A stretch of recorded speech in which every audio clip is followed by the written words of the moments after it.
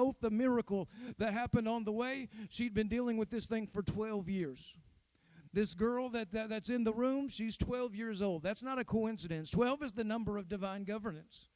The number of tribes there were in Israel, how they managed that. Whenever Jesus picked apostles out, he picked 12 apostles out in the original 12. And so you have all of that that's going on. It's divine governance. And so he walks on the way, and he shows divine governance over this woman's problem that she's had for years.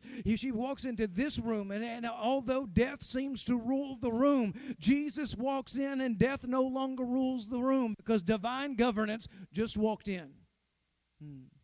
Divine governance just walked in. Divine governance just walked in. He set that room up in such a way that it was set up to facilitate the will of God in the room. Can I just speak over this house for a minute? That I believe God wants us to set things up in this house in such a way that it's set up for people that feel like they're in hopeless situations, like things that have gone on too long, that there's no way anything can change, all of that. And they walk into this room and divine governance says no. Divine governance says no. That the place of hopelessness is completely torn apart, and all that's there is hope. Here's what I know: we don't have false hope because we don't serve a false God.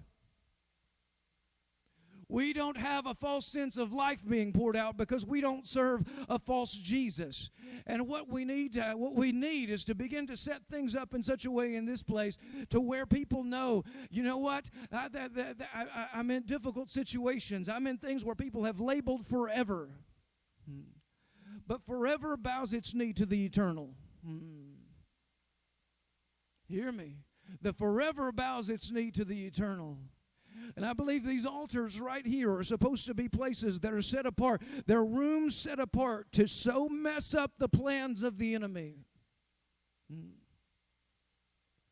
That the testimony isn't, I walked with him and death won the day. But it's, I walked with him. And maybe it seemed like it was too late, but he showed up anyway, and he showed it wasn't too late.